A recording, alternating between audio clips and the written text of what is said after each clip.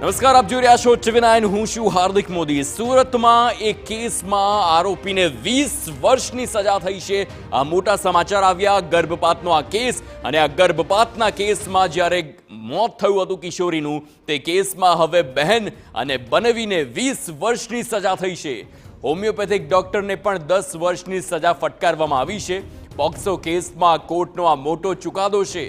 GIDC વિસ્તારમાં 3 વર્ષ પહેલાની આ ઘટના, સગા બનેવીએ જ કિશોરી પર દુષ્કર્મ આચરતા ગર્ભવતી બની હતી અને ગાયનેકોલોજિસ્ટ ન હોવા છતાં તબીબે ગર્ભપાત કર્યો હતો।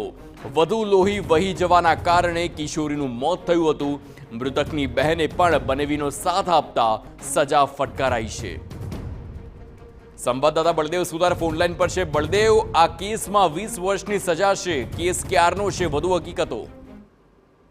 જે રીતે સુરતની અંદર જે કેસો જે રીતે નોંધાય છે તેની અંદર હવે કોર્ટ દ્વારા અલગ અલગ જે પુરાવાના આધારે જે આરોપીઓ હોય છે તેને જે કડકમાં કડક જે સજા છે, જે દાખલારૂપ સજા છે તે કરવામાં આવતી હોય છે। ત્યારે સુરતની અંદર પોક્સો જે કેસની અંદર મોટો ચુકાદો છે। ગર્ભપાત કિશોરીના જે મોત કેસ સચિન જીઆઈડીસી વિસ્તારની અંદર જે બનેવીની 20 વર્ષની જે સજા છે તે ફટકારવામાં આવી છે।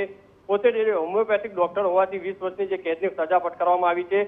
આ ઘટના છે તે સચિન જીઆઈડીસી વિસ્તારની હતી। 3 વર્ષ પહેલા આ જે ઘટના હતી તે ઘટના બની હતી અને પોલીસ દ્વારા જે સાયુજિક જે પુરાવા છે, જે ચાર્જશીટ જે રજૂ કરી હતી અને કોર્ટની અંદર જે ઝડપી કેસ ચાલે તે માટેનો જે પ્રયાસ છે તે કરવામાં આવતો હતા।